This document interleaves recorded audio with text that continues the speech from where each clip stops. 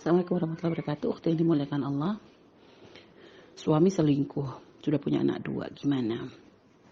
Sekarang gini, kita harus paham dulu definisi selingkuh ya. Karena kadang orang memandang selingkuh ada suami menikah lagi, ya dikatakan selingkuh. Selingkuh itu lebih ke arah negatif ya. Lebih ke arah negatif, misalnya seorang laki-laki melakukan hubungan dengan orang perempuan dengan di luar pernikahan misalnya, itu mungkin itu disebut selingkuh tuh ya, seperti itu gitu loh. Berarti selingkuhnya sebatas apa ini? Kalau hanya sekedar chattingan, ya artinya sudah melakukan suatu dosa karena misalnya sudah komunikasi instan dengan yang bukan mahram dengan cara yang salah, gitu ya, komunikasi yang keluar dari syariat, ya tentu ada keharuman. Tapi jangan langsung gampang menuduh selingkuh, karena selingkuh itu biasanya arahnya sudah sampai naudzubillah kebablasan, melakukan perzinahan dan sebagainya. Begitu juga ketika suami menikah lagi, itu bukan selingkuh. Ya namanya ya menikah lagi, bukan, jangan disebut selingkuh, beda.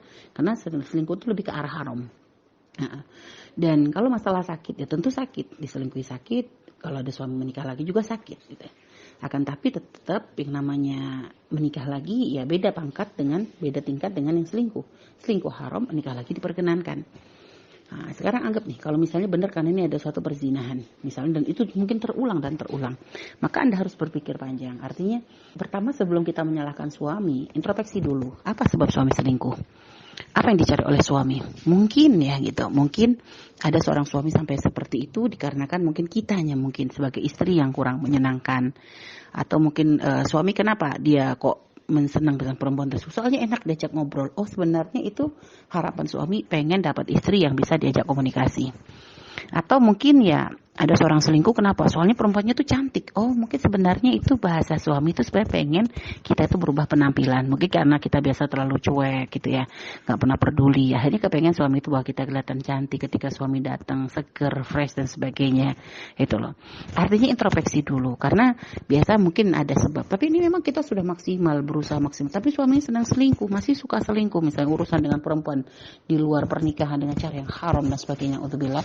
Ya, kalau memang tetap seperti itu, maka Anda harus berpikir ulang. Kalau memang suami misal naudzubillah kok senang melakukan perzinahan dengan perempuan di luar, maka Anda harus hati-hati. Kenapa? Karena bisa saja nanti suami bawa penyakit. Artinya ya Anda harus, keselamatan diri Anda harus diperhatikan.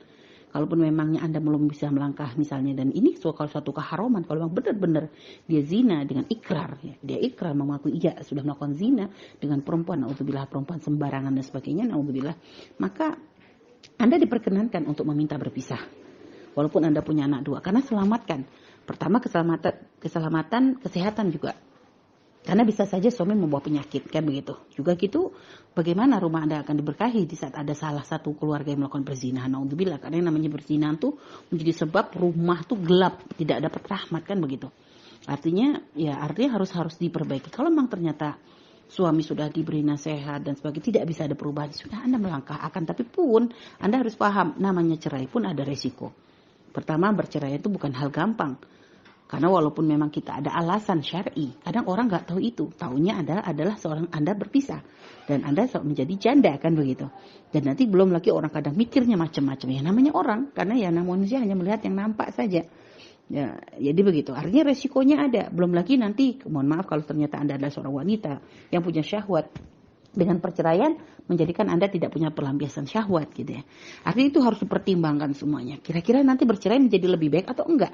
Kecuali setelah bercerai Anda tahu ada lingkungan yang sehat, keluarga mendukung, dan ibaratnya ya insya Allah Anda terjaga, jauhkan dari zina dan sebagainya, anak-anak juga selamat, maka cerai bisa menjadi solusi. Nah itu, jadi jangan sampai kita ibaratnya kalau bahasa pepatah, keluar dari lubang buaya masuk ke lubang harimau gitu loh. Jadi sudah lepas dari masalah ini, masuk ke masalah yang lebih gede lagi.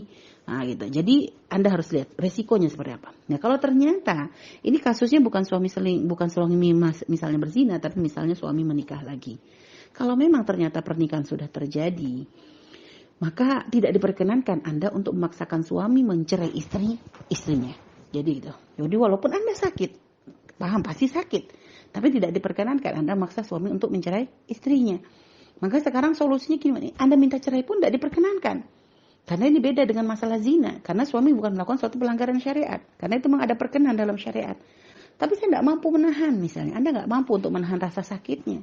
Maka sekarang begini. Artinya begini. Anda harus paham. Ya artinya Ya, kalau memang ternyata suami sudah telanjur menikah lagi dan Anda merasa tidak mampu, Anda banyak mengadu kepada Allah. Ya Allah, saya nggak kuat. Ya Allah, saya sakit. Ya Allah. Artinya Allah bisa saja mungkin menjadikan, mungkin siapa tahu pernikahan suami dengan doa rintihan Anda, permohonan Anda yang sungguh-sungguh kepada Allah.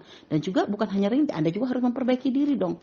Anda harus memperbaiki diri, harus lebih baik. Jangan ibarat suami menikah lagi, lalu Anda menghadapi suami dengan kemarahan, terus marah, semakin Anda kasar, semakin bagi suami, tambah gak betah dengan Anda. Jadi harus ada peningkatan, berdoa kepada Allah dengan meningkatkan kualitas kita sebagai seorang istri, gitu loh. Meningkatkan kualitas Anda sebagai seorang istri. Lebih baik lagi, dulu Anda mungkin sering marah, mungkin itu jadi salah satu sebab suami menikah, Anda lembut sekarang. Mungkin dulu Anda cuek, sekarang Anda lebih perhatian. Jadi itu, apa kekurangan Anda dulu, maka rubah saat ini. Rubah saat ini, berubah untuk menjadi lebih baik lagi sambil memohon kepada Allah. Jadi memohon kepada Allah tidak hanya sekedar meminta, tapi dengan kesungguhan, dengan perilaku perubahan sikap, dan termasuk mencari ridho Allah dengan cara menyenangkan suami, karena di situ di ridho suami ada ridho Allah. Dengan itu nanti Allah kasih jalan keluar. Jadi gitu, meningkatkan kualitas, terus menjadi istri yang soleha, berjuang melawan hawa nafsu Anda untuk marah, berjuang melawan hawa nafsu kita untuk membalas sakit dengan sakit gitu kan. Kadang biasa ada istri balas dendam, suami bisa nyakitin saya juga bisa, naudzubillah. Bagaimana Anda bisa melakukan seperti itu? Ada kadang wanita gara-gara suami menikah lagi, balas dia punya hubungan dengan laki-laki di luar. Naudzubillah. Bagi laki-laki ada celah, bagi perempuan tidak ada, sudah ditutup. Kenapa kita menantang Allah? Kenapa kita melawan syariat Allah? Gitu loh. Jadi seperti yang tadi kami sarankan, ayo lakukan yang terbaik untuk suami. Setelah itu, gitu ya, sambil meminta kepada Allah, maka insya Allah akan dikabul. Karena kita meminta kepada Allah dengan melakukan suatu kebaikan, yaitu menyenangkan suami kita.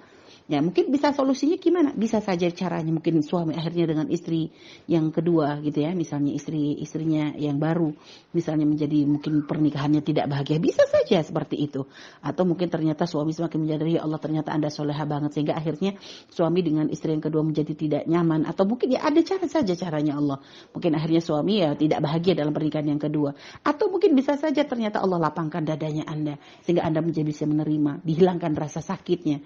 Sebagaimana dulu Sayyidah Ummu Salamah ketika akan dinikah oleh Nabi, tahu Rasulullah punya istri yang banyak, beliau mengatakan gak mau, takut punya cemburu. Maka mungkin akhirnya oleh Allah Rasulullah didoakan cemburunya hilang, menjadi wanita yang gak punya cemburu. Bisa saja Allah jadikan itu juga pada Anda, sehingga dihilangkan rasa sakit. Anda gak berarti merasa sakit dengan ditinggal suami, dengan suami berbuat seperti itu. Anda lapang dada, Anda menerima, tambah dekat kepada Allah, tambah baik sebagai istri. Subhanallah, pangkat surga yang akan, pangkat tinggi yang akan Allah berikan kepada Anda, surga insya Allah. Baik ini, semoga Allah berikan jalan yang keluar terbaik. Allah jaga rumah tangga Anda bahagia dunia dan akhirat insya Allah. Wallahu a'lam bishawab.